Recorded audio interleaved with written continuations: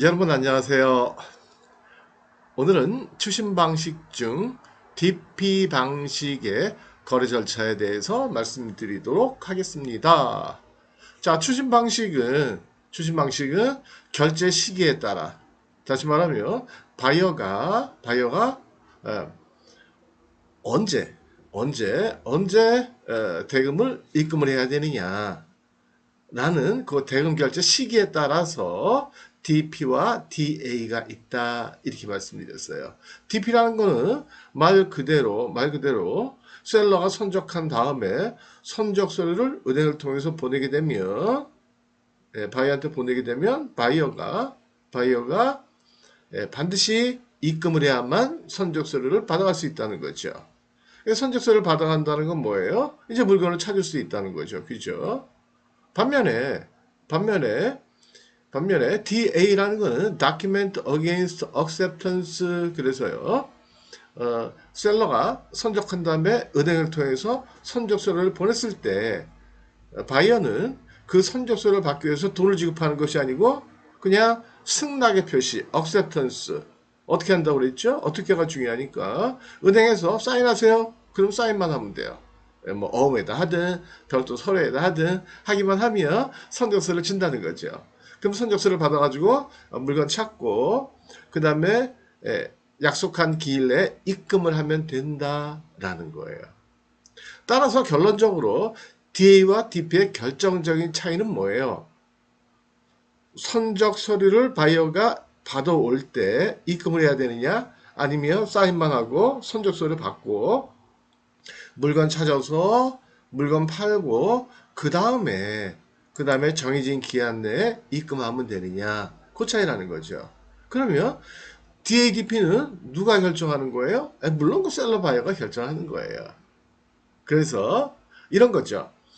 결제 방식을 서로 간에 협상을 할 때, TT를 할 것이냐, 추심을 할 것이냐, LC를 할 것이냐, 그 중에 결정을 하고, 근데 만약에 추심으로 하기로 했다, 컬렉션 방식으로 하기로 했다, 그러면 DA냐, DP냐를 또 합의를 봐야 되고, DP라면 그냥 끝나는 거고요. DA라면 기간을 또 합의를 봐야죠. 기간. 그쵸?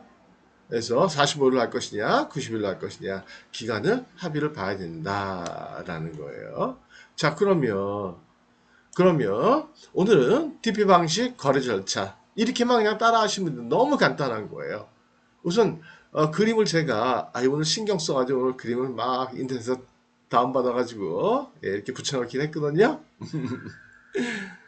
자, 보시면 그냥 쉽게 설명드리면 DP 방식 이렇게 거래하시면 돼요. 먼저 계약을 체결하는 거예요. 셀러하고 바이어가 계약 체결하고, 그 다음에 이제 외상이니까 DA가 됐든 DP가 됐든 외상이니까 수출상이 먼저 선정을 해야 돼요. 그대로 선적한 다음에 선적 서류가 다 이제 준비가 되면 여러분들 거래은행, 예를 들어가지고 여러분들 거래은행이 뭐 신한은행, 뭐 잠원동 지점이다. 그럼 신한은행 잠원동 지점으로 선적 서류 및 환호음을 갖다 주면 돼요. 이걸 우리 뭐라 그러냐면 추심 의뢰한다고 그래요. 예. 그래서 은행 가셔가지고 추심 의뢰하러 왔습니다. DP 건입니다. 이렇게 얘기하시면 돼요. 얘기 안 해도 그쪽에서 물어보겠죠. 손님이 왔는데 어떻게 오셨습니까? 그러면 DP 건 추심 의뢰하러 왔어요. 그렇게 얘기하면 돼요. 아시겠죠? 그래서 그럼 하나면 어떻게 구한다고 그랬죠? 하나? 신한은행이면 신한은행 거기서 다운받으면 된다고 그랬어요. 그죠? 예. 그러면 요 신한은행에서 다시 수입상의 거래은행으로 선적서류를 보내준다는 거죠. 받은 걸 그대로 뭐 검토하거나 이런 거 없어요. 돈 주거나 이런 거 없어요. 바로 보내요. 그럼 그 다음에 이제 이 수입상의 거래은행이 수입상 얘한테 전화를 해요. 전화를 해가지고 야, 너 선적서류 왔는데 그 딸려온 그 환호음에 보니까 DP로 돼 있네. 너 빨리 와서 대금 결제하고 서류 받아가. 그렇게 얘기한다고요. 그럼 그 다음에 이렇게 입금을 하면 그 다음에 이 돈이 다시 거래은행으로 들어와서 거래은행에서 이제 전화가 오는 거예요. 여러분들한테 야, 기다리고 기다리던 돈 들어왔다. 돈 준다는데 뭐 기분 좋은 날이죠, 뭐. 그죠? 예, 예. 그럼 가서 돈 받아오면 돼. 안 가도 되죠. 가기 뭘 가요. 그냥 통장으로 입금을 시켜주는데 뭐. 그쵸? 여기 간단한 그 절차다라는 거죠. 자, 그러면 다시 예, 제가 하나하나 이거 제가 번호를 써놨잖아요. 그 다음에 화살표가 파란색, 빨간색이 있죠? 파란색은 서류가 돌아가는 순서, 빨간색은 이렇게 해서 돈이 돌아오는 거. 빨간색은 일부러 번호를 안 붙였어요. 간단한 거기 때문에 번호 붙여놓으면 더 헷갈리시니까. 자, 그래서 DP 방식이다. 그러면 Document Against Payment. 한국말로는 지급인도 방식이다. 근데 이렇게 얘기하는 사람 없어요. DP 그렇게 얘기해요. 한국말화된 거예요. 그죠? 근데 여러분들은 Document Against Payment 여기까지 기억을 하시는 게 좋아요. 그래야지 안 헷갈려요. 에이씨, 나중에 DP가 즉시 받는 건지 DA가 즉시 받는 건지 뭐 헷갈리거든요. 그죠? 자, 그래서 DP 방식은 일단 외상이니까, 외상거래니까. 자, 거래 절차를 보시면, 여러분들 이렇게 거래하시면 된다는 거예요. 여러분들이 수출상이라고 생각해 보시고, 여기 이제 수입상이 있다 그러면, 먼저, 1번, 예, 무역계약을 체결하셔야 되겠죠? 예, 계약을 먼저 체결하시고, 계약서의 조항 중에 페이먼트란에다가 뭐라고 쓰면 돼요? DP라고 쓰면 돼요. 여러분들이 그냥 계속, 계약서는 여러분들이 그냥 마음대로 작성하시는 거니까, 예. 계약서는 뭐 분류식 계약이고 계약 자료 원칙이 적용이 되기 때문에 어떤 뭐 정형화된 샘플이 있거나 뭐 그런 건 아니에요. 형식이나 내용이나 그런 건 없어요. 어쨌든 계약서에다가 DP라고 쓰시고요. 뭐 아무데나 DP 이렇게 쓰면 안 되겠죠. 제목을 달아놔야죠. Payment 아니면 Payment Terms DP 이렇게 쓰시고 그 다음에 바로 수출상은 2번. 예, 여러분들은 수입상한테 선정을 하시는 거예요. 누구를 통해서? 예, 포워드 시키시면 돼요. 시키는 게 아니라 부탁해야 되겠죠. 포워더. 네이버에 보시면 엄청 많아요. 네이버에다가 그냥 포워더 이렇게 치시면 업체들 나와요. 아니면 삼성첼로라는 사이트 있어요. 삼성첼로. 거기 들어가시면 견적도 이렇게 자동으로 받을 수 있어요. 삼성첼로 한번 들어가 보세요. 들어가 보셔야 알아요. 간단해요. 들어가 보시면 뭐 출발지 뭐 도착지 뭐 해가지고요 하면 거기에 올려놓으면은 막 이제 포도들이 견적이 들어와요. 어쨌든 그래서 이제 선정을 하고 난 다음에 그다음에 3번 3번 선적 서류가 다 준비가 되면 선적 서류 세 가지 뭐라고 그랬죠? 비엘, 커머셜 인보이스, 패킹 리스트. 만약에 보험이 들었으면 보험 증권. 해서 하고 환원 해가지고 이렇게 은행으로 갖다 주시면 돼요. 주시면 해. 일단 한번 밖에 외출하셔야 돼요. 예, 가셔야 돼요. 가주셔야 돼요. 원본을 줘야 되니까. 그러면 수출사의 거래은행은 이렇게 돈을 지급하는 게 아니고 아니에요. DADP는 은행이 돈 주겠다는 약속이 없는 거예요. 추심이니까 말 그대로 은행의 입장에서는 추심한다는 건 뭐예요? 돈을 대신 받아준다. 받으면 주고 못 받으면 안 주는 거예요. 그 다음에 서류를 갖다가 이렇게 보내요. DHL이나 FedEx나 뭐 EMS나 보내요. 어디로? 수입상의 거래은행으로 보낸다는 거죠. 보내요. 보내는 거 어렵지 않잖아요. 그죠?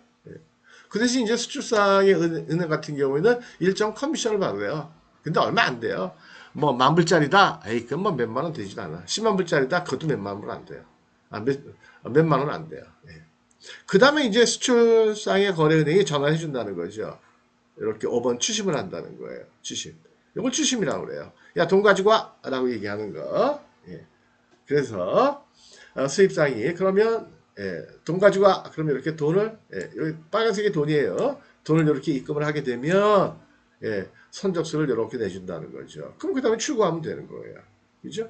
그 다음에 돈은 얘가 받아서 그 다음에 이렇게 다시 빨간색 이렇게 돈을 입금을 시켜주고요. 은행으로 들어오는 거예요. 여러분들한테 직접 계좌로 들어오는 거 아니에요. 은행에 들어오면 은행 전화가 와요. 야, 너 저번에 DP건 일주일 전에 나한테 서류 가졌었지. 하고 지금 돈 들어왔거든. 지금 와서 받아가. 얘기한다고요. 그죠? 그러면 그렇게 얘기하시면 돼요. 나 시간 없어 안 갈 거야. 통장에다 넣어줘. 그렇게 얘기하시면 돼요. 이렇게 통장으로 들어오는 거예요. 이제 끝나는 거예요. 다 끝났어요. 그러니까 쉽게 얘기하면 거래 절차는 여러분들 TP 하실 때 뭐 TT나 마찬가지예요. 어떤 면더 쉽죠. 그렇죠? 예. 그래서 이렇게 계약한 다음에 손절서를 보내고, 예, 그 다음에 은행에도 서류 갖다 주고, 화장 갖다 주고, 와서 기다리면 돼요. 대략 한 7일, 아니면 한 10일, 예, 이 정도 기다리면 은행에서 와요. 돈 들어왔다. 그리고. 자, 근데 이제, 이건 행복한 케이스고, 불행한 케이스가 있을 수도 있어요. 그쵸? 왜요? TP라는 거는 은행의 지급 약속이 아니기 때문에, 선적하고 이렇게 선적서를 보냈는데, 얘가, 야, 나 입금 안 해! 이렇게 얘기했어요. 안 해! 그럼 어떻게 될까요? 은행에서는 입금해라. 아니면 내가 대신해 줄까? 에이, 그런 말 절대로 안 해요. 예. 원론적으로, 실무적으로 안 하고 이렇게 알았다. 알았다.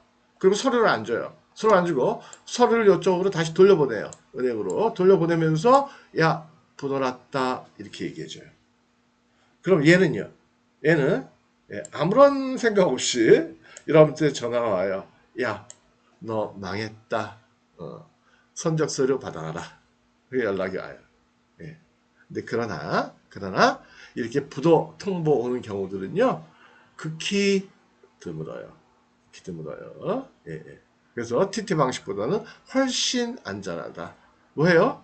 왜 그럴까요? 은행이 개입돼 있고 더군다나 어음이 있잖아요. 어음을 발행했잖아요. 그죠? 환어음. 그렇죠? 대금 청구서 얼마 주세요. 라고. 그래서 이 어음이란 걸 발행하기로 약속했다는 건 뭐냐? 나라마다 어음수표법이 있기 때문에 그 법에 따라 가지고 지급을 해야 될 의무가 있다는 거죠. 법적인. 근데 안 하면 법적인 책임을 져야 되는 거예요. 그러니까 얘가 만약에 부도를 냈다? 그럼 얘가 형사처벌 받을 수도 있단 말이에요. 그러니까 얘가 TT 방식보다는 굉장히 마음에 부담이 엄청 된다는 거죠. 이해가 되시겠죠? 예, 예, 예. 이해가 되시겠죠? 우리 국내에서 쓰는 약속은 마찬가지예요. 기능은 물론 약속어음과 이 환어음은 다르지만 어쨌든 어음이란 면에서는 우리나라 어음도 법적으로 보호를 받는 거잖아요. 그래서 어음 발행해 놓고 어음 대금 지급 안 하면 그거 나중에 뭐 사기 뭐 이렇게 돼가지고 법에 따라 가지고 형사처벌 받을 수도 있잖아요. 마찬가지다라는 얘기예요. 이해가 되시겠죠? 그죠? 어렵지 않죠, 그죠? 그러니까 할 건 그것밖에 없다니까요. 추심 방식 그러면 그래 나한테 조금 더 외상이지만 그래도 확실히 안전하구나 TT 방식보다는 이렇게 먼저 딱 여러분들 생각하셔야 돼요. 그래서 바이어가 야 TT 방식 외상으로 하자 그러면 오케이 외상은 좋은데 외상까지는 허용을 하는데 TT는 너무 위험하니까 DP로 해줄게 아니면 DA로 해줄게 이렇게 얘기할 수 있어야 된다는 거죠. DADP 모르신다고요? 지금 배우셨잖아요. 안전하잖아요. TT보다. 왜요? 어음이 있으니까 바이어가 마음이 쫄린다는 거지. 아이씨, 어음 부담했다가 대금 입금 안 했다가 혹시 어느 처벌받으면 어떡하지? 법적인 처벌을 받는다면 겁나는 거잖아요. 그죠? 그죠? 법에 써 있으면. 우리 예전에 그랬잖아요. 그죠? 담배꽁초 길에다 막 버리다가 법으로 딱 정해놨잖아요. 담배꽁초 버리면 얼마? 과태료. 담배 피는 것도 그렇잖아요. 아무 데서 담배 피면 벌금! 과태료! 이런 식으로 해놓으니까 요새 깨끗해졌잖아요. 거리가 안 버리잖아요. 그죠? 안 버린 사람이 정상이죠. 그죠? 왜요? 법적인 처벌을 받을까봐. 돈 내기 싫잖아요. 그죠? 자, 그러면 일단 서류가 돌아왔어요? 그 물건을 이미 보냈으니까 도착했겠죠? 그럼 이 물건 어떻게 돼요? 다시 찾아오면 돼요. 다시 찾아오면 돼요. 어떻게 찾아요? 포도한테 얘기하면 돼요. 포도한테 야 다시 찾아줘. 그리고 서류 주면 포도가 알아가지고 찾아준다. 라는 거예요. 자, 그러면 오늘은 여기까지 하도록 하겠습니다. 수고 많으셨고요. 오늘도 행복하고 그 다음에 의미 있고 그 다음에 좋은 시간들 보내시기 바랍니다. 마치겠습니다.